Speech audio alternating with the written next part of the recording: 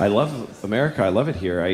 It's not what it used to be. It's kind of me and my wife and kids, we live in upstate New York, and it's one of these areas where we're in a suburb of Walmart, basically, It's just Walmart and Walgreens and Rent-A-Center. Do you know what Rent-A-Center is? Do you know what goes on in a Rent-A-Center? People go to Rent-A-Center to rent like a chair. Or a couch. How shitty is your shitty, very shitty life that you need to rent a lamp for $40 a month? And then you go broke and you gotta go, honey, they're gonna take the lamp today. Because we didn't pay the lamp rent.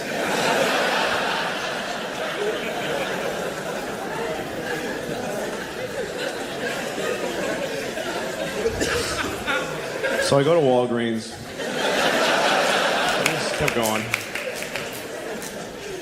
And Walgreens is depressing because it's a drugstore, but they sell whatever. I go in there, they're selling sweatpants. Right when you walk in, a big rack of sweatpants. It's a drugstore, but they're like, somebody brought them sweatpants, they said, fuck it, they'll buy them, but just put them out, it's fine. Right next to the sweatpants, vodka. Big plastic squirt top jugs of shit vodka. How depressing is that? Sweatpants and vodka. That's a whole identity right there. You could buy those two things and just go be that guy in the parking lot of the Walgreens. You know that dude in the sweatpants and no shirt just laying there?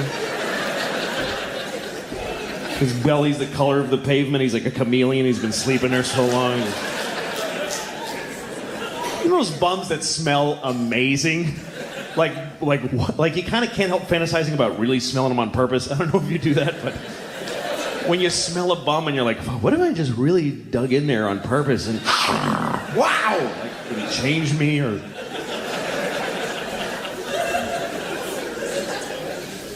And I go to Walgreens and they're selling, I'm going to the back of the pharmacy too, and the pharmacy is the most depressing place in the world. People in Walgreens are just milling around in flip-flops and hitting their kids in the toy aisle, like beating their kids in front of toys.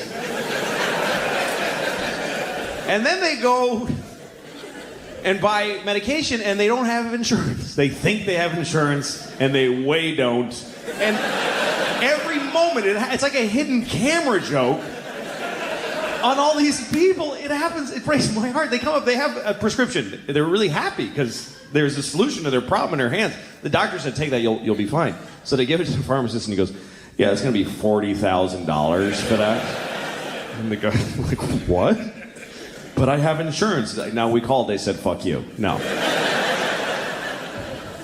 And then the guy always gives him like chewed up gum with hair in it and says, take this is what you get. This is your...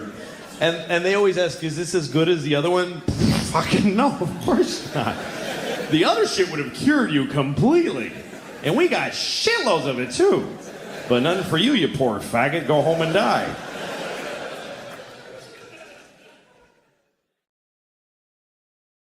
I was changing my daughter the other day, and she's too old for diapers now, but she's still in them, and it's bad because this kid does not poop. This kid craps. This is not okay anymore. I was changing her diaper the other day. It was like a 48-year-old alcoholic man's shit in her diaper. Like she was out all night drinking Jaeger, and she went to Denny's and got a Grand Slam.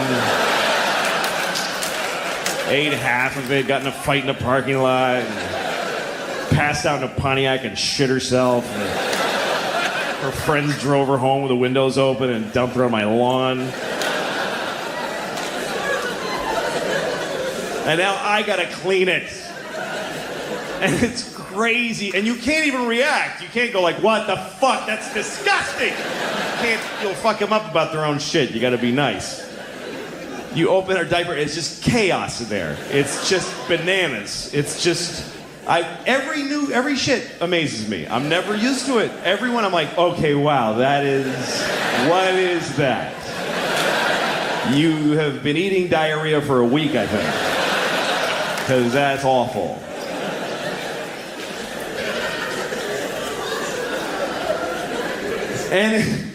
But you can't. You gotta be like, you just go, oh, wow. You really got something there, honey? That's really something. That's really okay.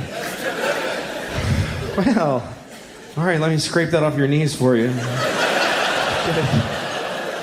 Just get it down off your back. Just get all this hazmat in one place.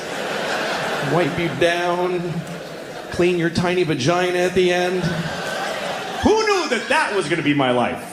I had no idea that my relationship to the vagina was going to be cleaning shit out of a tiny one several times a day. They don't tell you that. When you're getting ready to be a dad, nobody pulls you aside and says, you're going to have to clean the vagina a lot because every time she takes a shit, it goes straight up her twat. They don't tell you that.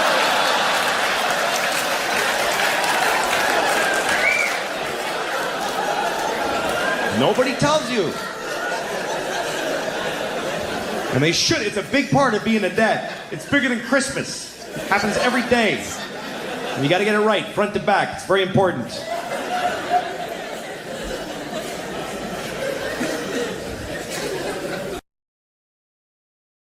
My other daughter's 13. She just turned 13. And those are the years, where the parents ahead of you are like, yeah, yeah, wait till she get. That's when you get it, baby.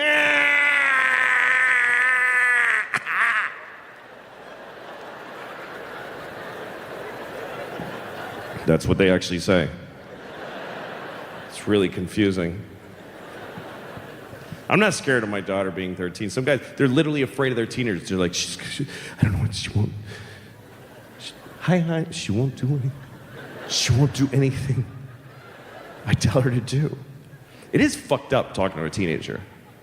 Because you're like, honey, you gotta do your homework. Nah. Okay, you gotta do it though. I'm not gonna do it. Okay, well, I'm making you do it. Now. Well, I'm not gonna do it. Okay, will you do it later? When will you do it? I don't know. Okay, well, I'm gonna move out. So you do it when you want. Because this one thing that's it, I'm done. It's a little fucked up. I love my kids though, and she's 13, she's weird now, and I still love her. A lot of guys, they really freak out when their daughters get older. Like my friend's daughter's 16, he's like, I don't know what to do. She's gonna start having sex.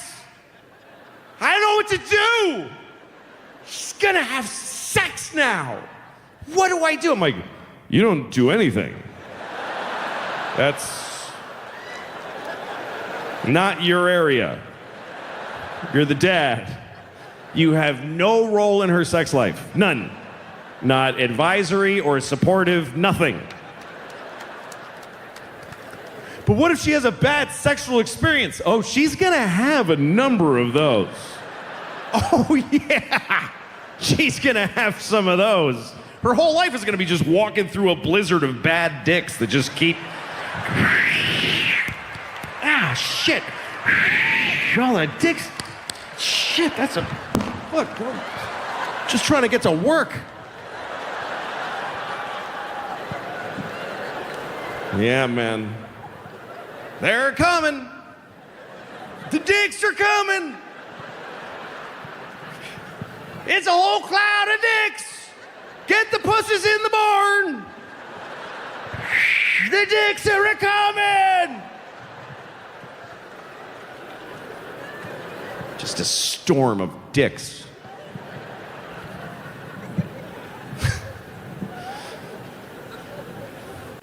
Anyway, I'm 47 years old, and all right, there's no. There's no. Nothing. 47 is not a year. Nothing happens. 18, you can vote. 21, you can drive. 47, you get to be out of breath. You get to just kind of stand there.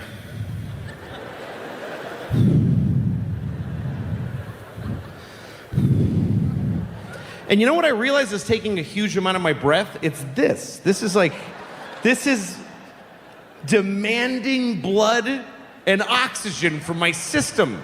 Do you know that when you make fat inside of you, you also make vessels and things that feed it? And every breath you take, like a quarter of it goes to just this worthless shit. And this, I've had this so long, it's like a prosciutto now. It's just hardened, and it's this thing, and my blood, I can feel my heart like trying to feed it. Oh. Ah. My arm's like, could I get some blood ever? My heart's like, I can't do it, man. I got it.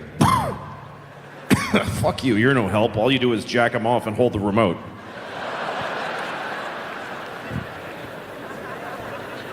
My heart and my arm are not friends. I don't care. I used to want to get in shape, and I'm so glad to let that go. It's a huge relief to forget about that. Because my whole life I've been like, I really should get in shape though. Like I should just start tomorrow and really work hard and do crunches. And then get really, come on. And the next day I'm like, I'm still not doing it. But sometime around last year I was like, don't do it, man. Don't do it. Don't want to do it. And I don't. My only goal for my health is this. I want to be healthy enough and in good enough shape that if you find out that I died, you ask what happened. That's all. When I die, I want you to wonder how I died. I don't want you to just go, yeah, well, sure he is. Yeah, of course he's dead. Of course he's dead. The only shock at this point is if you find, oh my God, he's still alive? Oh my God. Oh my God, how? Some people get to be 90. That's incredible. Anybody that gets to be 90, I think that's special. Because 90 means you survived like 3 wars and 50 hurricanes. You gotta be special when you're 90. When I see somebody who's 90, I'm like, you did some shit. You killed somebody. You did something. How'd you get this far? 90's special. You should get something for being 90. It shouldn't just be the same shit. It should just keep being just as hard. When you get to 90, couldn't that be some kind of a finish line? Some kind of like all right, here, you get a silver thing on you and you get to, take it easy. Give him some Gatorade, give him a back rub. Fuck, he's 90. But it's not like that. It's like, well, happy birthday, you're 90, pay the fucking rent. It just keeps going. I mean, 90-year-olds shouldn't have to worry about anything. If you get that far, and we could absorb that as a nation, there's not that many people that are 90. We could just let them do what they want. My friend's grandmother, she's 90 years old, and she wants to get marijuana because she's in pain, but she's in a state that won't let her. How is any drug illegal for a 90-year-old lady? Let her have anything she wants. It's a victimless crime. Who the fuck is getting hurt? When your 90-year-old grandmother has a bag of heroin in the house and she's like, fucking yeah. Who's getting hurt? Give her a bag of heroin. You're not gonna go see her. Give her a bag of heroin. I mean, I've never tried heroin, but from what I've heard, it feels really fucking good. But it has a huge downside. But if you're 90, the downside, it's gone. It cannot hurt you if you're 90. What are you worried about? She's gonna ruin her career. You can't give her heroin. She's just gonna want more heroin. Well, get her more heroin then. And keep giving it to her. If you're 90, you should be allowed to just like walk in a store and just take shit and just walk out. Let her have it. She'll be dead in a week, you'll get it back.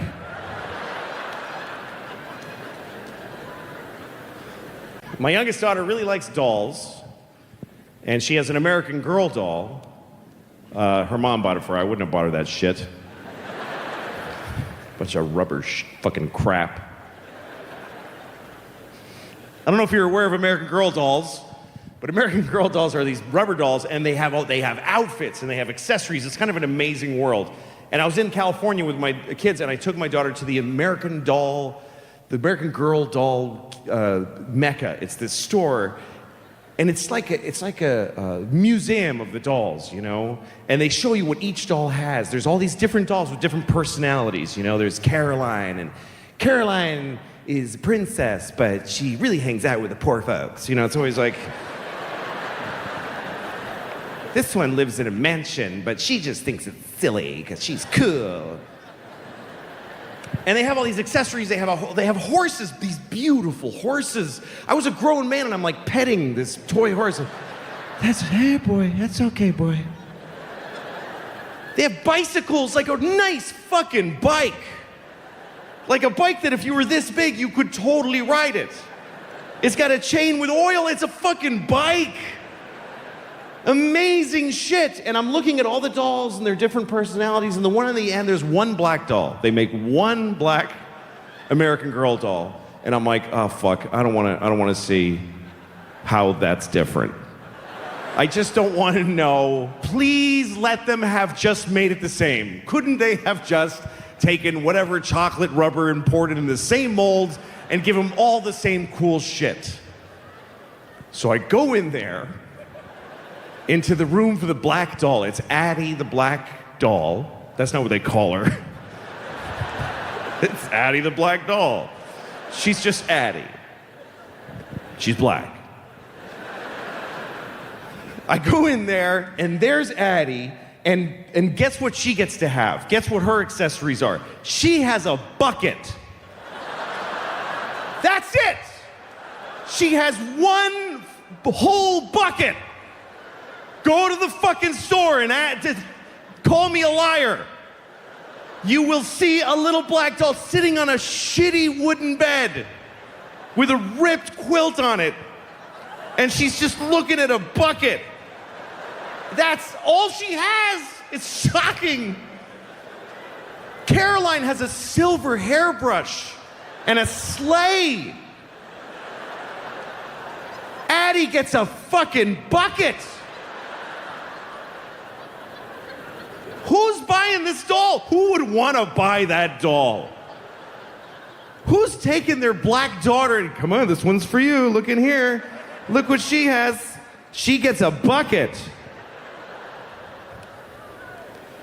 Well, can I get the bicycle from the... No. That's Caroline's bicycle. Who is this for? The only kid that could possibly want this doll is a mean little white girl that wants to buy a black doll and say, you only get a bucket.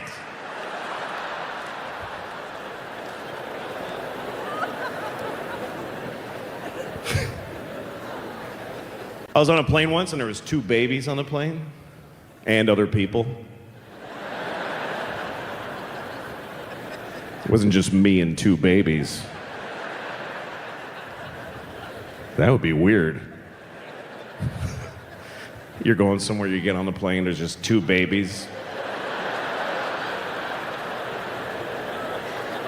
They're just standing there. Come on, we're leaving. He's the pilot baby. I'm the other baby. No, that's right. I'm not gonna get on the plane. No, you babies have a good flight. I'm gonna find another way to get there. I don't like the way this flight is starting.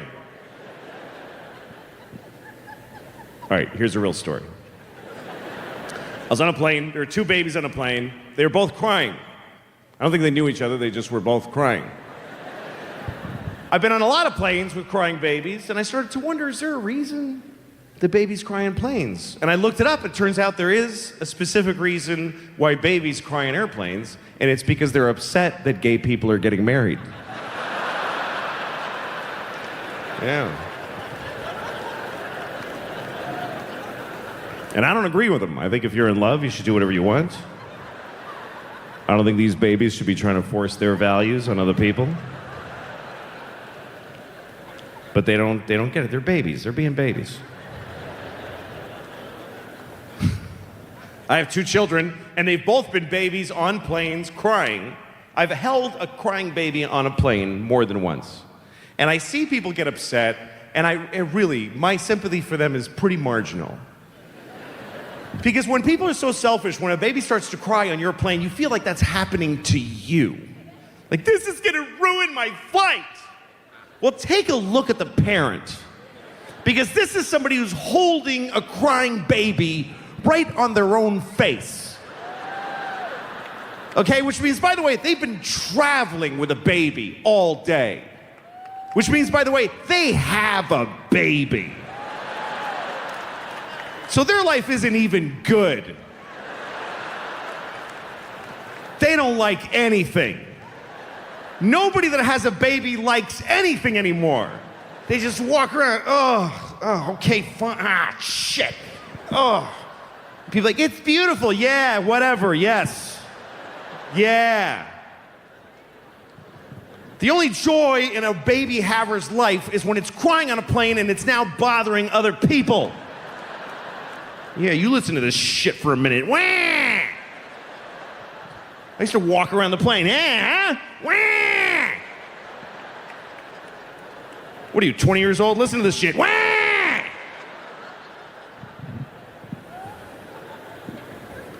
People look at you when your baby's crying.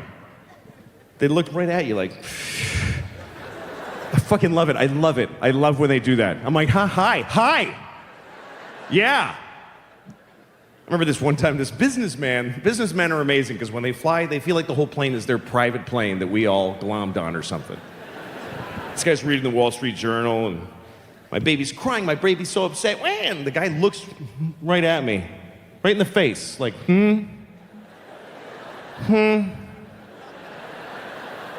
Like, could ya? What? Oh, I'm sorry, is this bothering you? Let me just...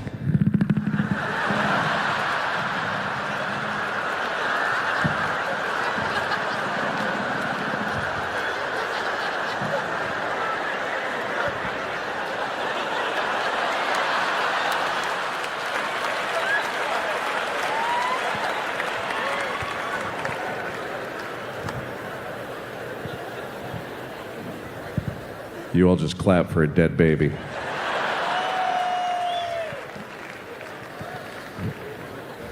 I used to be a very critical person. I don't get upset at other people's actions as much as I used to, you know? And one thing that's made me not so critical is reading things on the internet of people getting so angry at each other, like people that write long articles about how mad they are at a thing that people sometimes do. And the articles are very long. Because they don't have to be short anymore. I think newspapers were a little better because you had to be careful. Like, we only have this much room to tell about a whole war. So you have to be really artful about it. And then anybody who wants the job to write that much has to be really fucking good. But the internet is forever. So you just come in and you go, I want to write a story about how trees are annoying. Totally, just fucking do it. I don't care. Just write 7 years about it.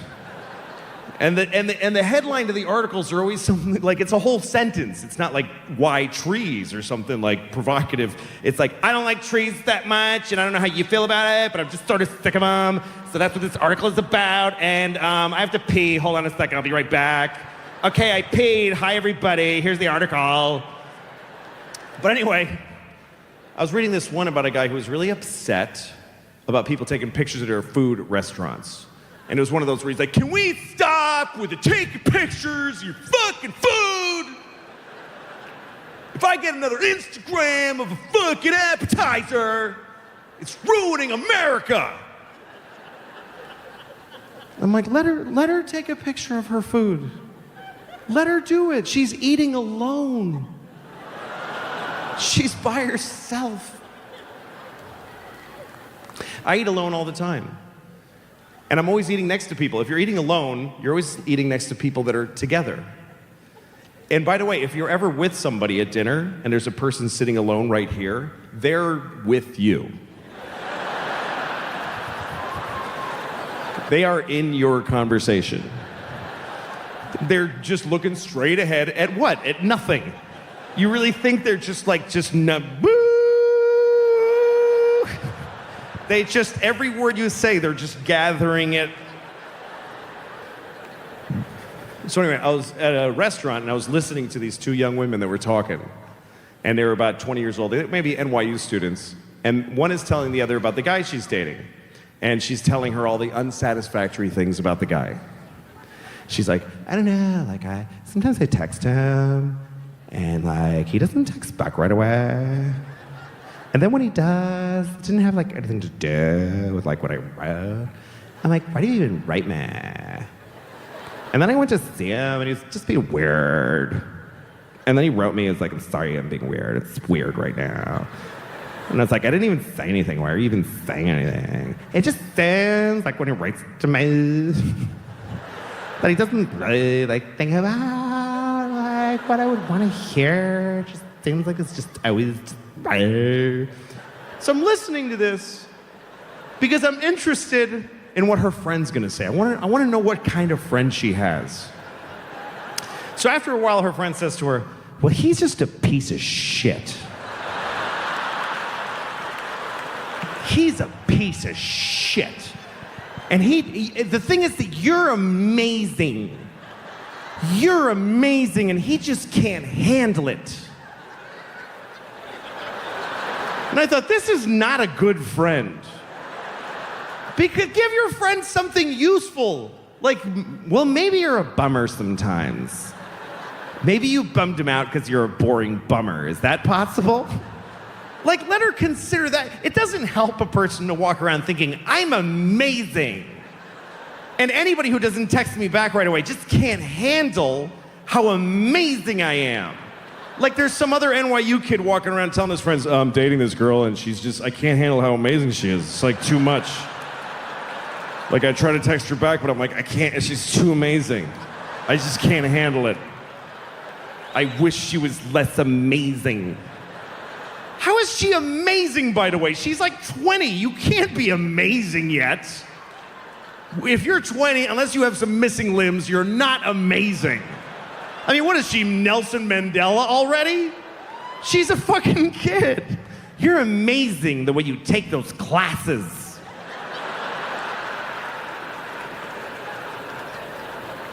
You don't need to walk around thinking that you're amazing. That doesn't help you. It's not a healthy thing. I mean, self-love is a good thing, but self-awareness is more useful to the rest of us if you can master that. Because it's nice to walk around saying to yourself, I'm amazing, I'm incredible, but really, once in a while, you should say to yourself, maybe I'm a bummer. Maybe I'm a boring bummer. If you don't think that to yourself at least twice a week, you're a psychopath. Because everybody's capable of becoming a bummer. Of course we are. Everybody is. Once in a while you drift over and you realize, oh, fuck, I'm kind of a douche right now. And you reset your sights. You have to consider the possibility. It's like when you say to a friend of yours, you know, sometimes a friend of yours will be an asshole. He becomes an asshole. And you tell him, hey, man, you're an asshole. And he's like, no, I'm not. Well, that's not up to you. That's up to everybody else if you're an asshole or not. You don't get to just say no to that. You're an asshole. No, I'm not. Oh, sorry. Well, I'm glad I checked. Self-awareness is not a great American trait. As a country, we just want what we want and then we just do shit. America is like a shitty girlfriend. It really is. America is like the worst girlfriend the whole rest of the world ever had. Because whenever something bad happens to America, she remembers it forever. Like it just happened. But if she does anything wrong, she's like, what? I didn't do it. What are you talking about? I didn't do that. But you killed hundreds of thousands of people in the Middle East. Yeah, but 9/11, okay? You don't even know. Assholes. Yeah, but there's this wedding in Yemen and you killed all these. Yeah, but 9/11 still. But now you're torturing people. It wasn't even torture. Oh my God. He's such a baby. And I'm saying this about women because I'm a guy. I'm the opposite sex. So that's how I'm sure women feel that way about guys. It's just the way it works. That's how we feel about each other sometimes. You know, it's like sexism and racism are very different, I think. Because racism is just like a mistake. Racism has no basis in anything. It's just a weird mistake we made somewhere along the line, and I'm sure we'll get rid of it at some point. But sexism ain't going anywhere. Because as wrong as sexism is, it's down deep, and it's wired in with lust and love. And when we get mad at you, we get mad at all you. Just, oh, women! Women! Women! Women! Oh, women! Women! Oh, women! And you're like, men, men, men, men, men, man, man, man, man.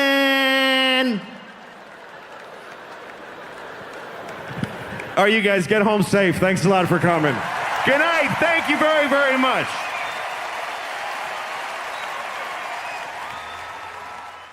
I was in the. I love the country. I don't like the country. I hate the country. Why did I even say that? I really hate it. I hate the country. You know what I hate? Are creatures that aren't like, there are certain things like bats. I really hate bats. I hate bats very much. Bats are disgusting to me. Bats are mice with leather wings. And they fly around and they look at shit. It's like somebody, you know? They have a face. Birds don't bother me because that's not a person. A bird is just like...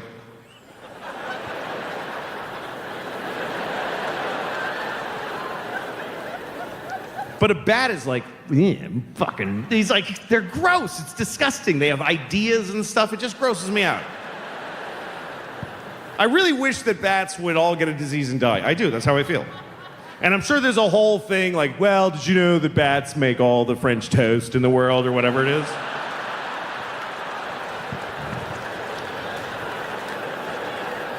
I don't care.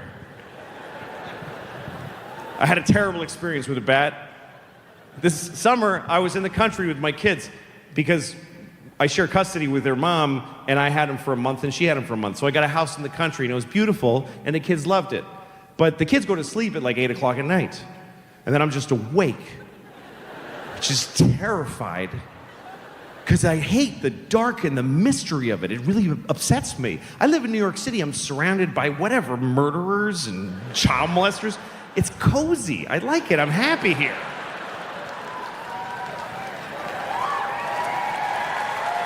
But I'm out in the country, and it's just quiet, and I just hear little noises. I'm laying in bed like this.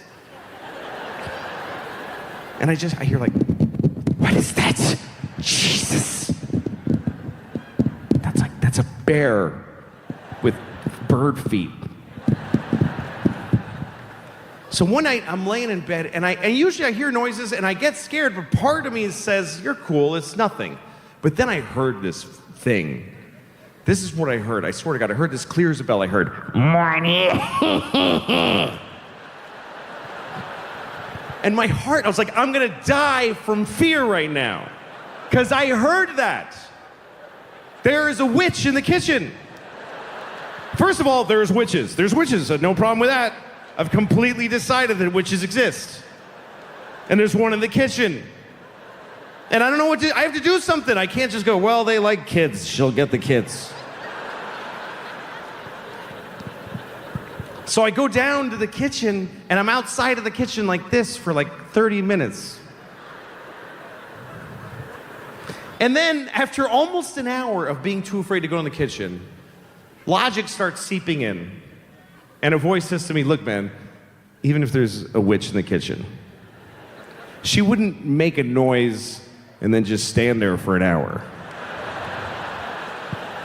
What kind of witch is that? Morning.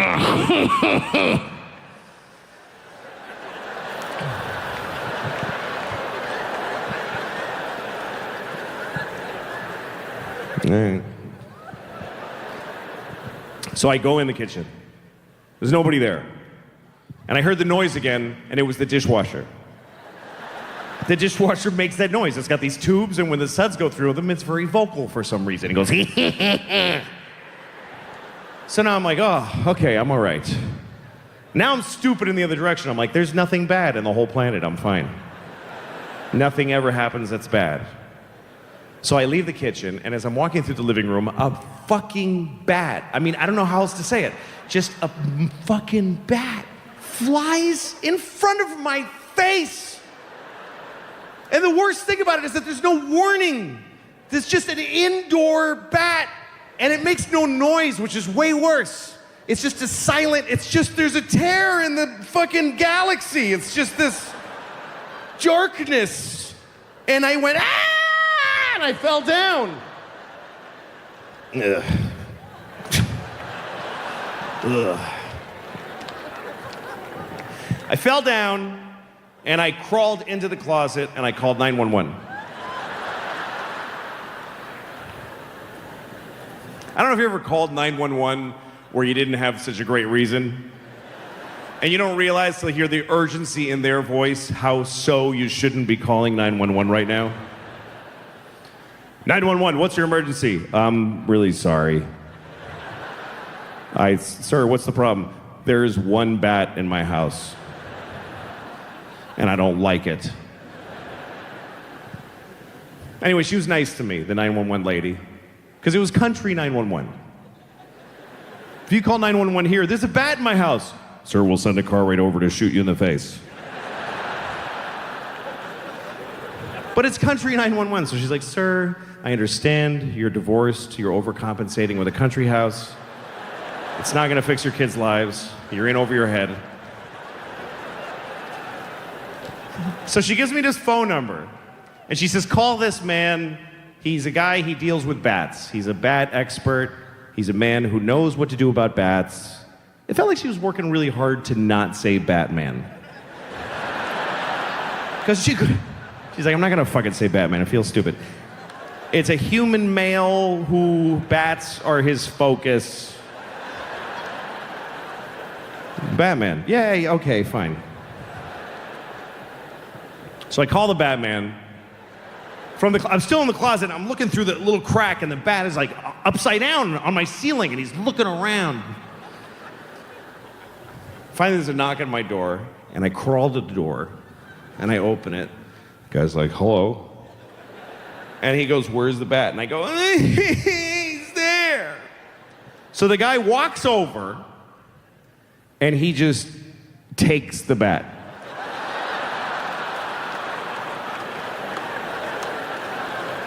That's it.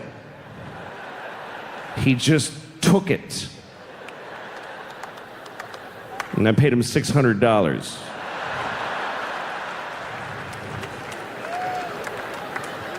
I felt so stupid. I felt like I called and said, help, there's a box of tissues on my table.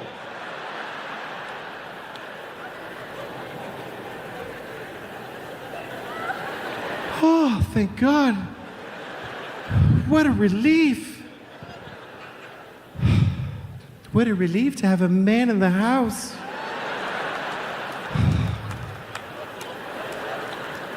Would you like some sweet tea? Wasn't expecting company. Oh, my robe fell open. You saw my breasts. What are you gonna do now, Mr. Batman?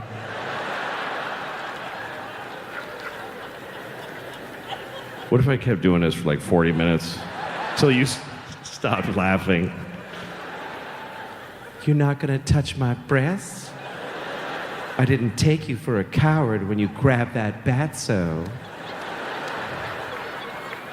How about my country southern ass, Mr. Batman? Why don't you just tuck that little bat up in my asshole? You want to, don't you? I know the bat wants to go in there. Go ahead, Mr. Batman. Shit. It's sad. It's sad how I had an opportunity there to tell a whole story, and I just went for the bat going up my asshole. I think it's a sad, it's a sign of my limitations. Anyway, that's what happened with the bat.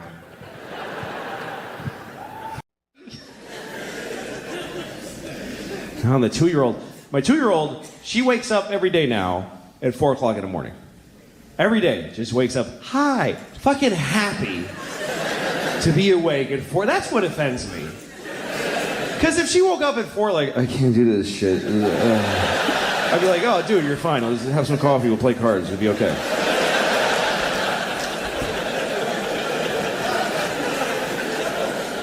But she wakes up, hi, and I gotta get up. I'm the one that's gotta get up because my wife pushed her out of her vagina 2 years ago, so I'm the one. You know what? She didn't even. They cut her open. Who can't do that? Wow. I'm the one that had to watch that shit and keep a poker face for her benefit.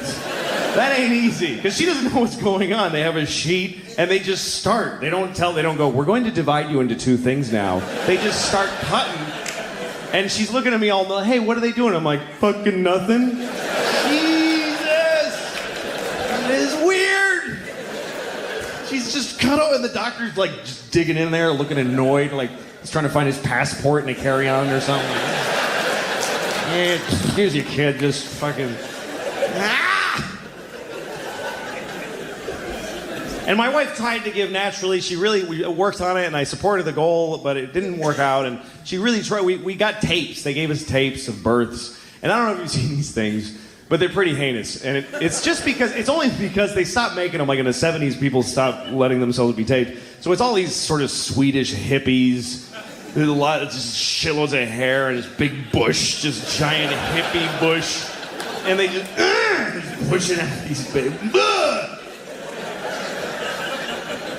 And they gave us a tape for some reason that was a bunch of just the moment of the birth cut spliced together. Like 20 of them, like one of those porns where just the jizz shots one after the other. Like it was just big, like fuck, I can't look at all that.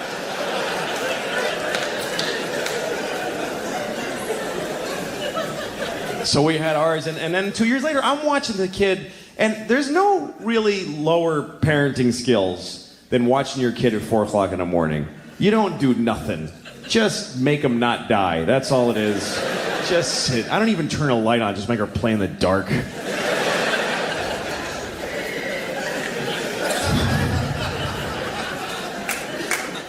Daddy, I want a story. Fuck you. Fuck you, the end. Here's your little story. Kiss my ass. You got me up. I'll throw you in the garbage.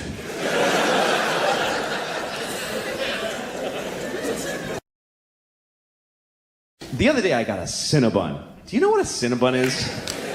Let me explain Cinnabuns to those of you with self-respect who just walk right by shit like that and have no idea what dudes like me are eating. Because the line at Cinnabon is not a varied group of people.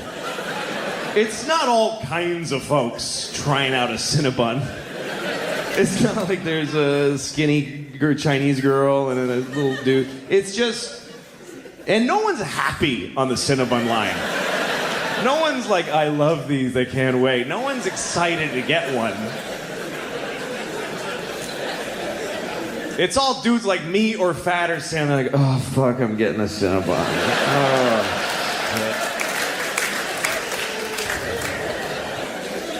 I gotta cancel all that shit I was gonna do too, because this is gonna be...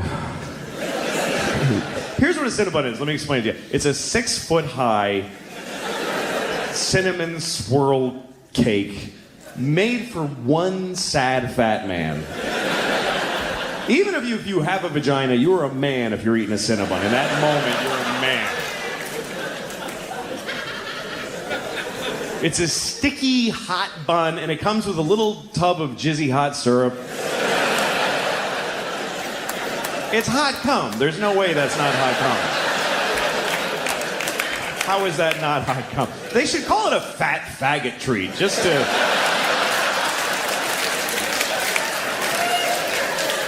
Just to make us say that when because we don't slow us down. We don't give a shit. Yeah, give me a fat faggot treat, please. Yeah, with a hot cum. Dude, I don't care. What do you think, I have integrity? I'm buying a Cinnabon right now. I'm buying a Cinnabon at the airport that I arrived at.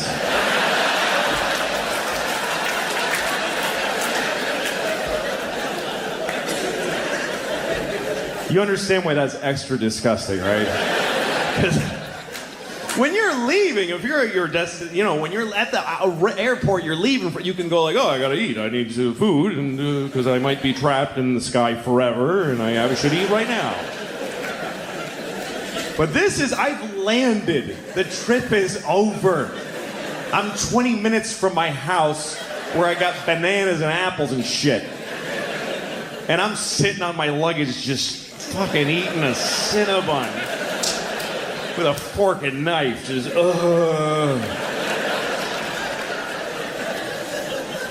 It was a shitty one too. It was old. The dude at the thing, he was about to take it in and close, and I was like, no, give me that, now. And he didn't want to sell it to me. He's like, this is very old, please don't buy it. Don't buy it, it's too old. I was like, dude, I'm eating that. That's what's gonna happen next. You decide if we're gonna be in the paper tomorrow, but that shit's going in my face.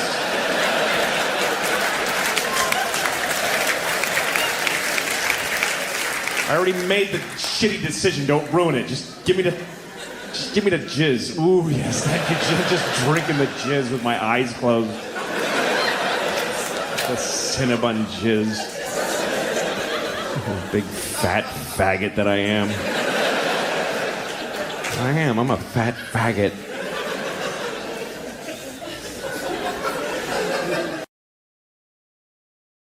I remember the first time my daughter said a whole sentence. That was a big deal because she had never made a whole thought by herself. She just said the little words, and I was doing the dishes, and behind me I just hear her, she just goes, Daddy, I don't like chicken. I dropped my plate. My wife and I cried and hugged. What a big moment. A week later, I'm making dinner. She goes, Daddy, I don't like chicken. Well, we're fucking having chicken. What are you talking about? I don't like chicken. I don't like you, okay? I don't like you. I don't like people that make me work and don't appreciate what I make for them. You don't like chicken, make whatever the fuck you want then. Get out of your shitty little plastic chair and make your own dinner. Whatever it is you want so much. I don't like chicken. You'll like the chicken when I shove it up your ass, because that's where it's going if you don't eat it. Seriously. I will grind it up in the Cuisinart and then blow it up your ass with a straw. I gotta feed her. She's gotta eat. When your kid won't eat, you just go crazy because you have a physical need to feed them. It's an instinct. And when they're sitting there just looking at their food, you're like, just fucking eat it! You'll die, you idiot. Eat the food.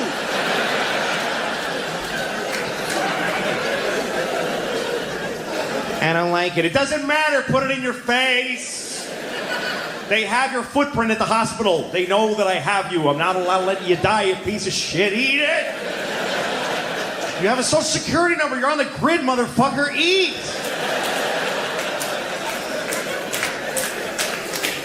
If you're skinny, I go to jail. Do you understand? And I love my kids and I die for them, but my life fucking stinks. It just does. It's what it is. When you're a parent, you know, it's all the pleasures are gone. Nobody fucks you ever again. That shit just over. You can't sleep. You don't sleep. You don't eat. You don't eat meals. You just eat at the sink fast, standing up. Some macaroni and cheese that she didn't fucking eat. And that's your dinner now. With people yelling, hurry up, I'm just trying to get... You don't do anything fun. Your single friend's like, did you see that movie? No, I didn't see the fucking movie, okay? And you can't even enjoy being a parent because there's no pride in it because we suck at it. Everybody sucks. We make huge mistakes, and then you just go, whoops, permanent damage there, move on, I guess. My 5-year-old has all these twitches and weird fears. I'm like, good luck with that shit, honey. That's all my handiwork. Sorry. And it gets harder too. You think it's gonna get easier. Like when they're babies, you think that's the hard part because you gotta do everything. You gotta feed them, you gotta put their clothes on, you gotta put them in the car, you gotta do everything. But you think it's gonna get easier because they're gonna grow up and do all this shit for themselves. But they're not. They're gonna grow up and be able to, but they fucking won't do it. So it's actually easier when they're babies because when you want them to eat, you just take food and just shove it in their face. You gotta put on a shoe, you just take a foot and chew on it. Just pull her arms through the sweater. Throw her in the car and keep the door closed. And then you get parents live for the tiny vacations from their kids. The little tiny, like when you put your kids in the car and you close their door, and that little walk around to your own door. It's like a carnival cruise. It's just the greatest. And you just stand at your door like, okay, fuck, that was bad. Fuck. Whoa, that shit was, what did I say? Fuck, that was bad. Okay. Okay, everybody.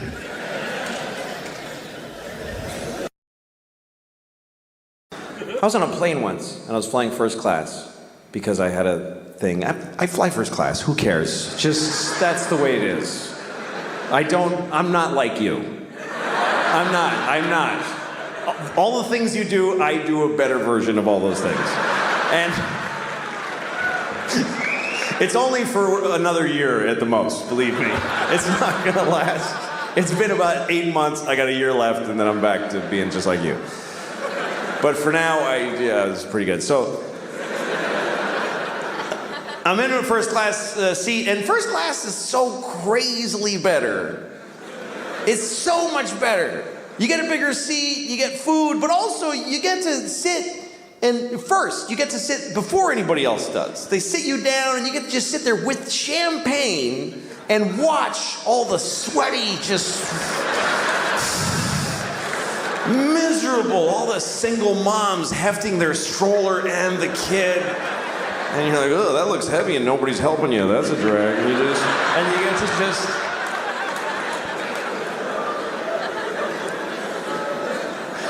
Anyway, so I was on a plane, I'm first class, and a soldier gets on a plane. I see soldiers fly all the time, because that's how they get to the war.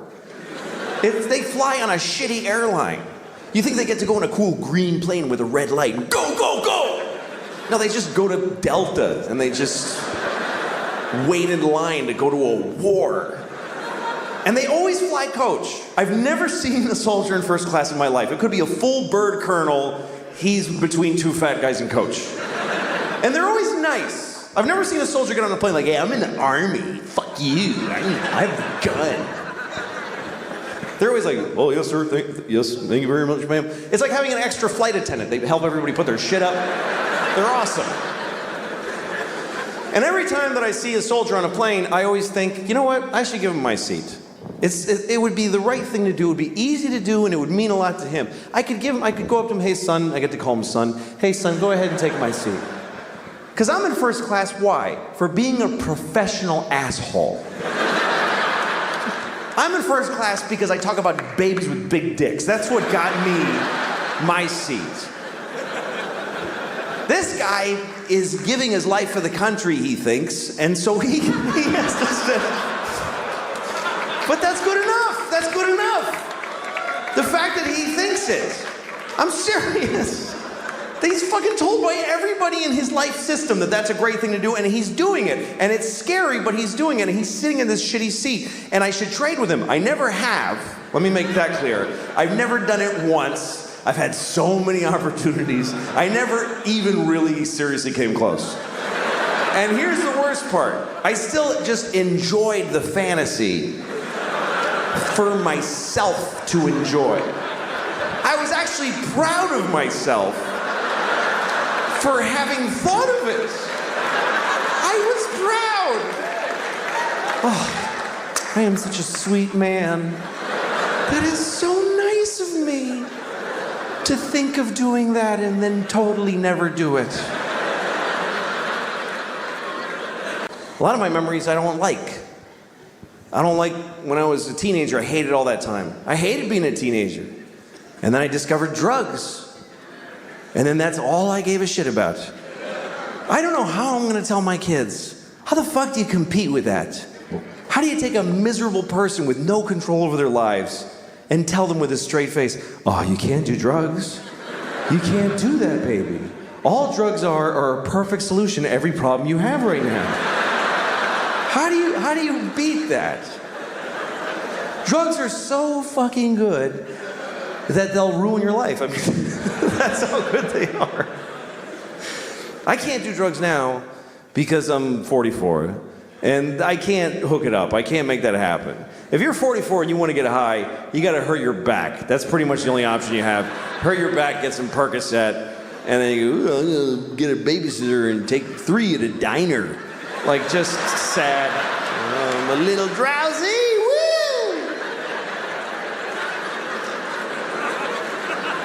I never really could have like I wish I was a drunk. Like that, I love romantically the idea of being a real drunk in my bathrobe all day. Everybody who loves me is always crying. He's destroying himself. I can't watch anymore. Shut up, then. Showing up at my kid's school play halfway through. You show who you are, baby! I wish I could be that guy. But I can't drink because I just get tired. I go to sleep. I don't know how people drink and then do shit. Like when I see movies or TV shows where there's people in an office having a power meeting and they're clink, clink, they're making a drink in the daylight with a tie on. Well, Senator, hope you play ball with us in this construction deal, if you know what I'm saying. Yeah, well, I'll see what's in it for me. How is the next scene not all those people just lying on the floor like, oh, fuck. I can't believe I drank whiskey at noon.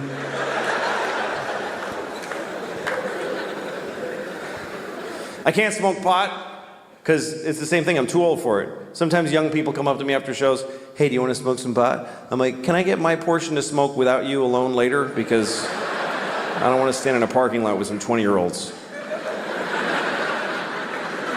Last time I got high, I was in Kansas City, and I got high because I was in Kansas City, and it was shitty. So after the show, so these kids that worked at the club, they're like, you want to smoke some pot? And I'm like, yes. So I'm standing in a parking lot with these kids, like 20 years old, and we're smoking a joint. And I'm taking huge hits, because I had no idea. I didn't know they'd been working on this shit like it's the cure for cancer. I didn't understand the fucking technology that's gone into making pot so powerful. Because when I was a kid, you could just smoke a joint for a while. Now you take 2 hits and you go insane. It's not doable anymore. And I was taking big hits, like big 1970s jean jacket, Bad Company hits. Here come the jesters, 1, 2, 3. It's all part of my fantasy. And I'm like, yeah. And even the kid with the wooden hole of no ear, the absence of flesh in his ear with wood, I don't know what that is. Even he was like, "That you should be careful, that's a lot of pot. That's very strong marijuana." Yeah, I'm fine. Running with the devil! Just fucking, and in about 10 seconds, everything just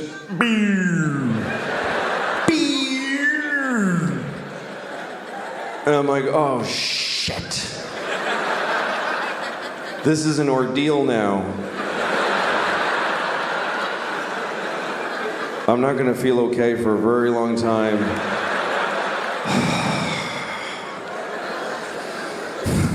And everybody's just standing around and talking, and I'm hoping, like I'm really hoping that I look like this.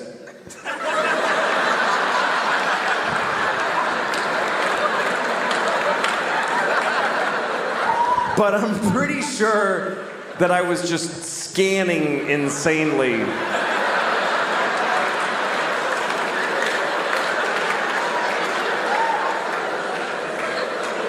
I was actually counting, like, look at her for 5, 4, 3, 2, 1. Switch to him. 5, 4, 3, 2. Randomize. Don't go in the same direction. 5, 4, 3. Nod your head. That looks like you're listening if you nod your head. Ha ha ha.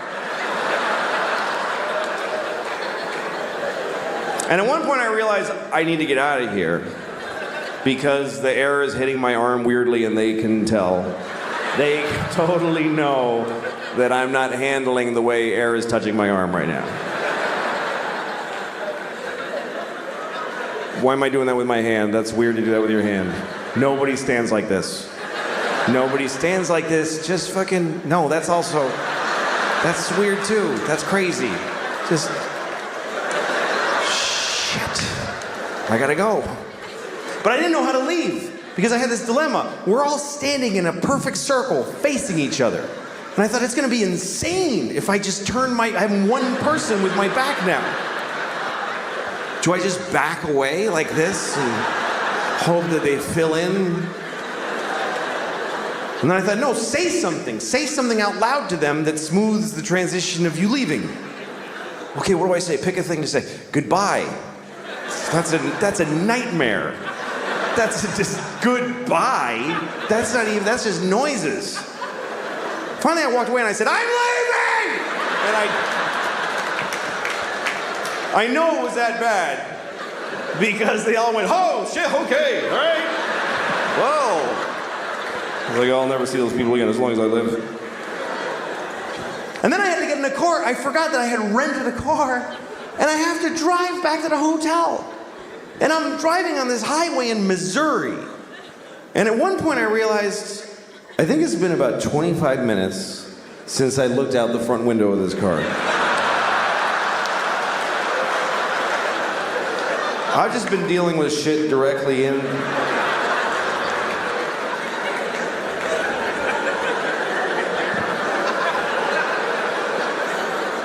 Oh, shit. There's a whole spectrum of responsibility out here. I'm supposed to take part in this. And then at one point, I remember I was at a drive-thru and I was terrified because there's a lady sticking her head out a window. And she's mad. She's going, sir, sir. I just kept saying, I don't know. I had the window closed. I had no fucking idea. What part of the transaction did I pay yet? Have I ordered? Have I been sitting here for 40 minutes just eating at the window and I ate the paper and everything? Sir. And I just went, I don't want it. And I just fucking bolted.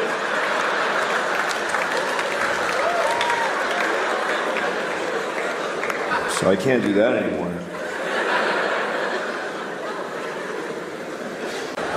I was thinking the other day, what if there was a baby who was born, and there's been a lot of fucked up babies. There's all kinds of babies born. There's been babies with, connected at the face to a dog or whatever. There's been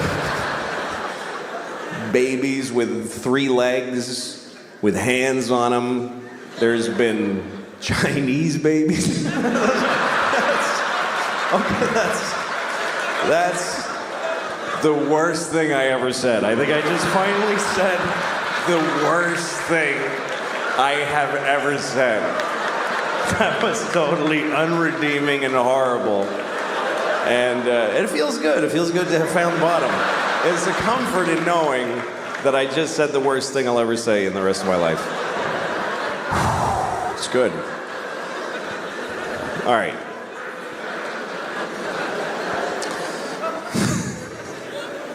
Yeah, I'm not a good guy. I am not. I wish I was a good guy. I like the idea of being a good guy.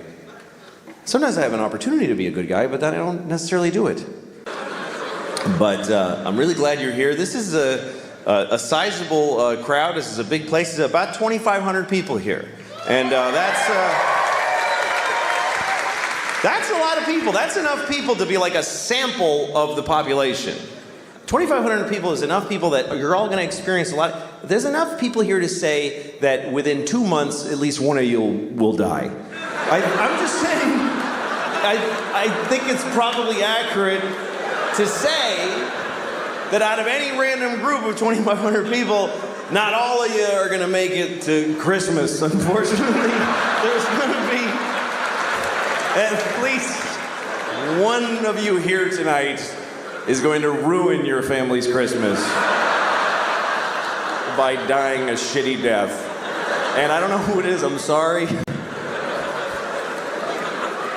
I don't know, your death is whatever. Some people, they want you to do things when they die with their, like, I want you to take my ashes and sprinkle. Fuck you, I'm not doing none of that shit. You're dead, I'm not gonna run errands for you after you're dead. You don't matter anymore.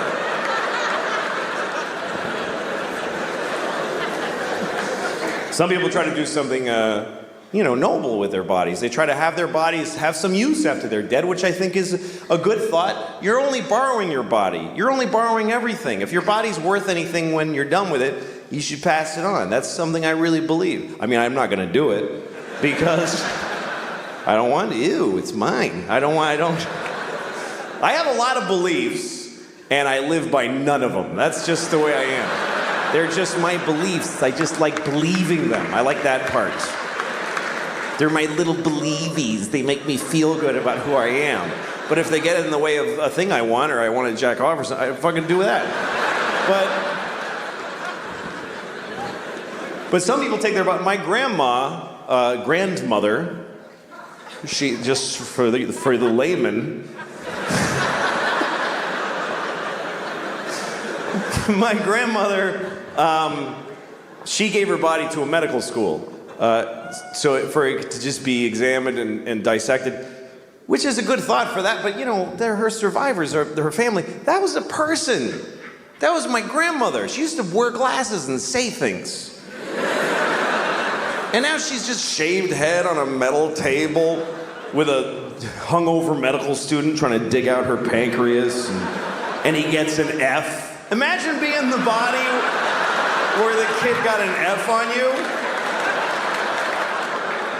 The teacher's like, no, you idiot.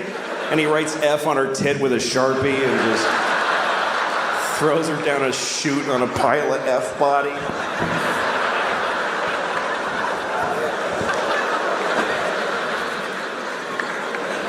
So, I don't care about her. Shut up, idiot. Just shut your fucking mouth. Did you hear me before?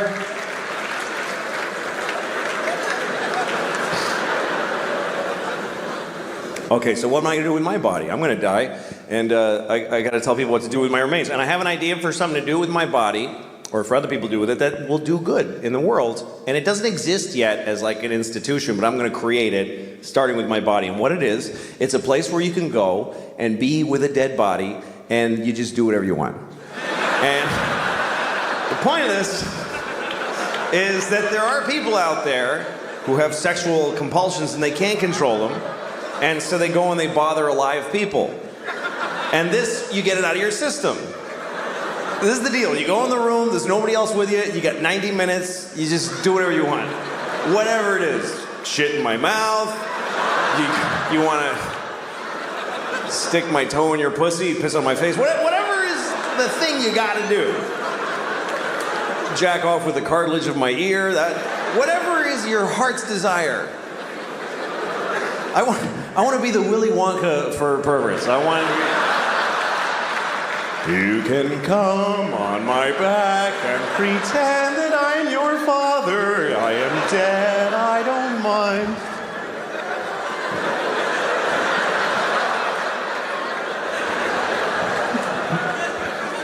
I mean, everything that we introduce to the world is shitty. Meaning white people. Because I really think that white people are from like another planet. Because when we came to America, it was so nice. It was just Indians, and they weren't even Indians. We called them that by accident, and we still call them that. Like we knew in a month that it wasn't Indians, but we just don't give a shit. We never correct it. We came here, they're like, hi, and we're like, hey, you're Indians, right? And they're like, no. No, this is India, right? No, it's not. It's totally other place. You're not Indians? No. Ah, you're Indians.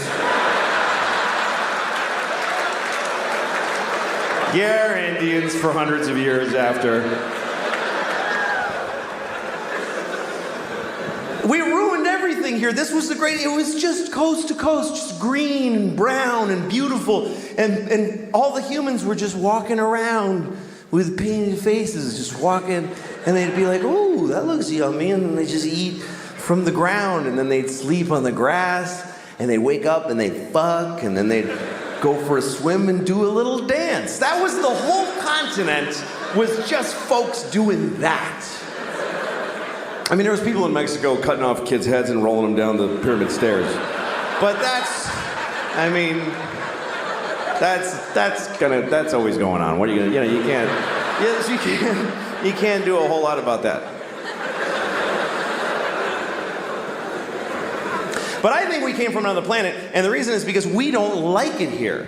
I mean, why, if we're from here, if we belong on Earth, why aren't we comfortable on Earth at all?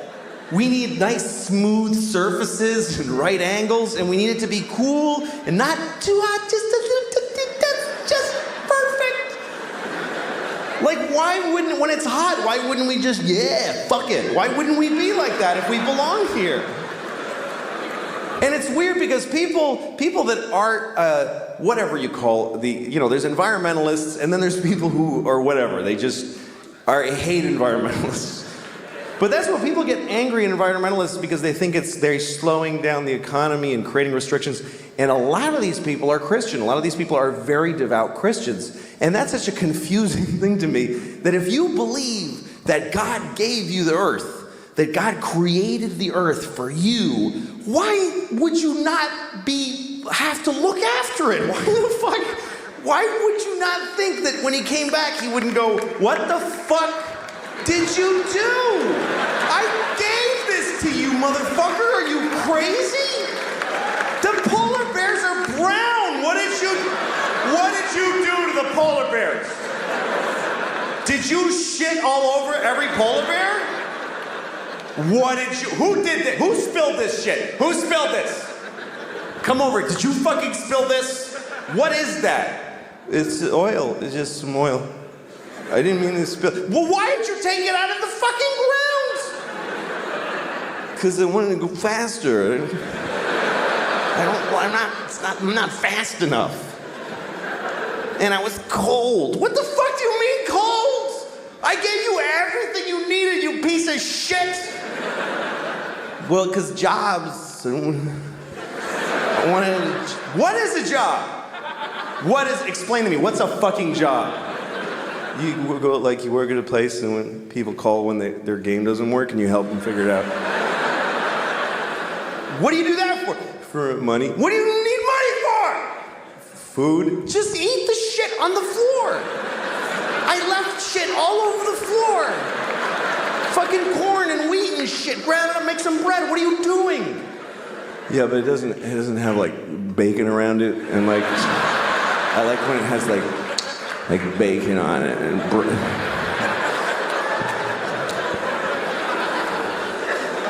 I watched somebody do that the other day after a meal. They went, "Oh, it was just mwah, mwah." And I started wondering, what does that mean? What does that signify? Mwah. I think what it means is that you ate something so delicious that you then kissed somebody on the asshole and their asshole exploded.